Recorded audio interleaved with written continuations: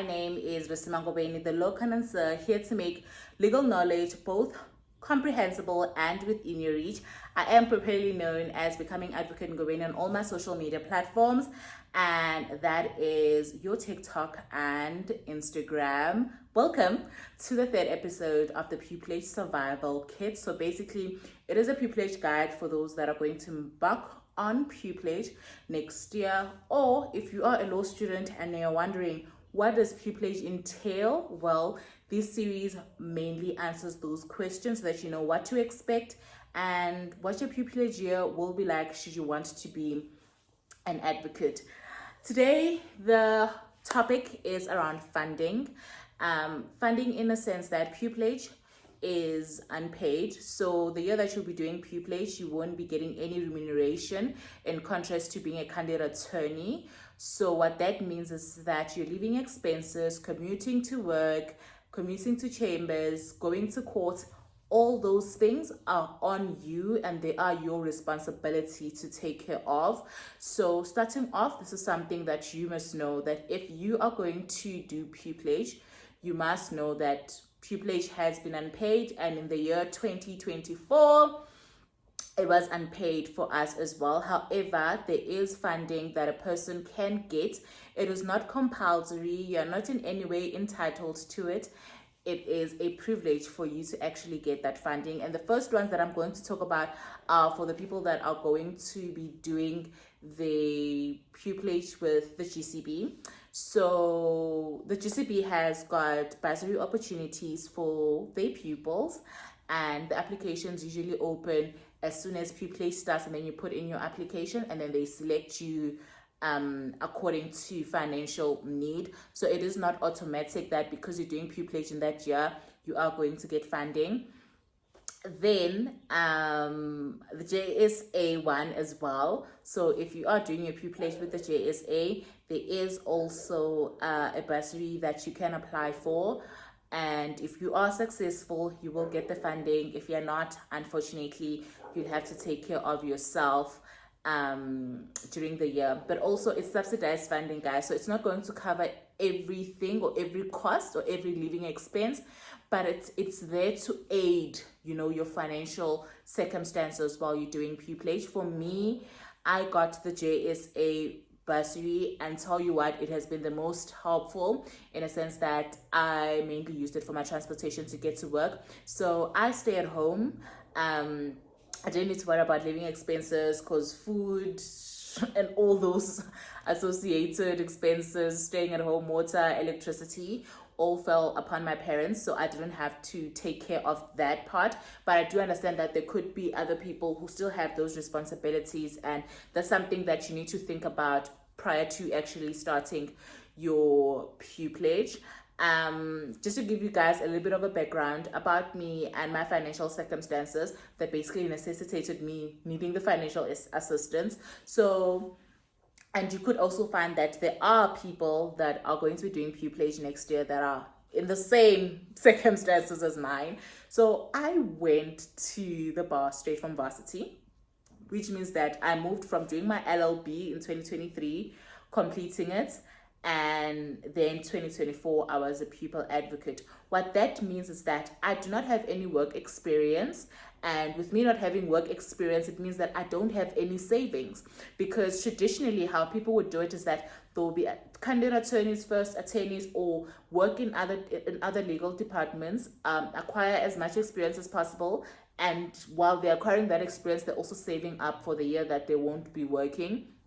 But for me, I did not have those savings because I come straight from varsity. Additionally to that, I was funded by a bursary to basically complete my degree. So this basically tells you that at home I had no trust fund or anything like that, or the only assistance that my parents and support that they could give me is transportation money to go to work, and also making sure that I've got a roof over my head while I'm doing pupillage.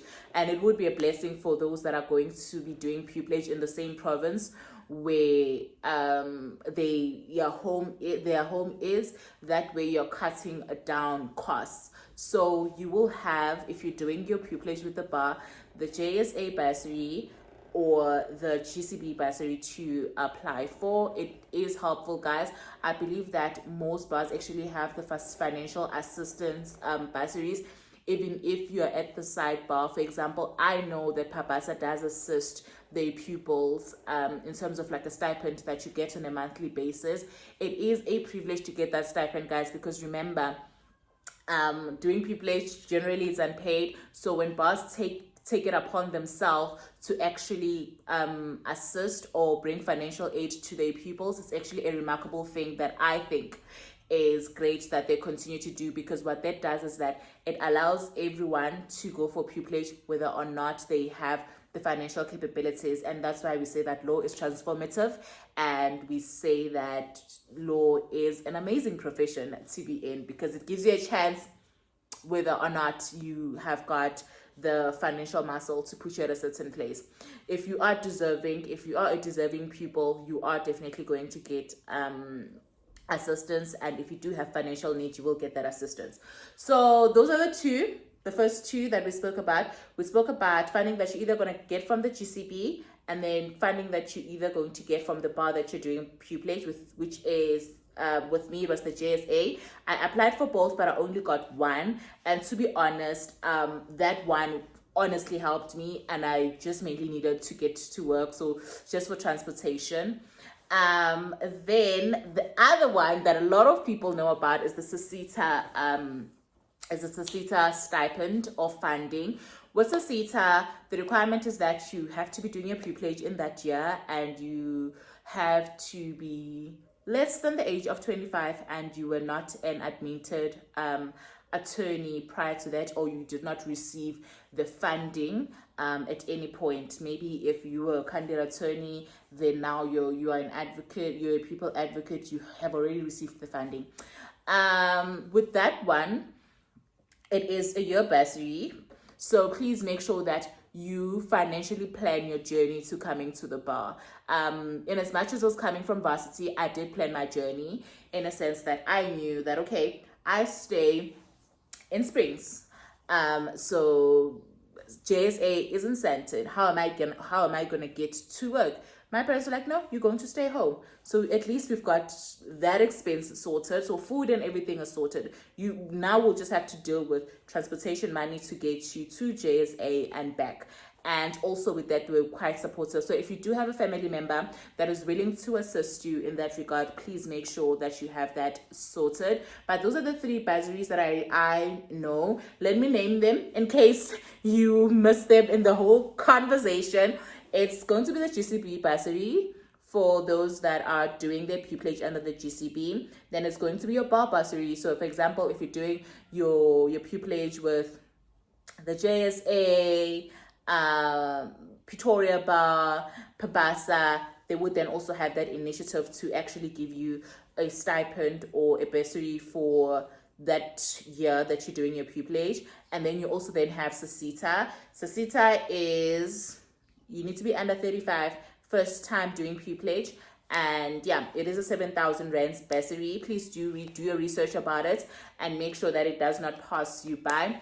That is all that I have to share with you guys as it pertains to funding. I wish you guys all the best. Like I said, rule number one, plan. Financially plan. I'm also quite aware that there is a there has been change with the LPC where they say that people advocates have to earn a monthly stipend, I think, of 8,000 rands.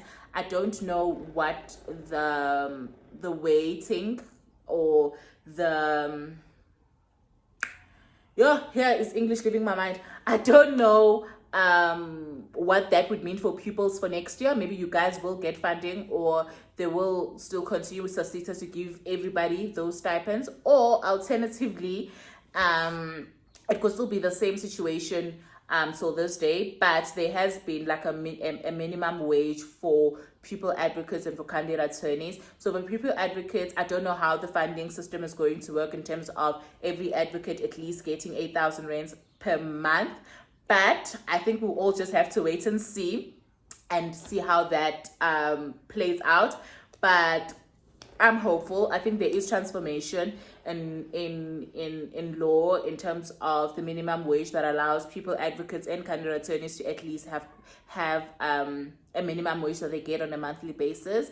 So that could be helpful for the 2025 peoples. Maybe by the time you guys get there, the law would actually be practiced and it will be enacted, and they'll then find ways to ensure that you at least receive that money.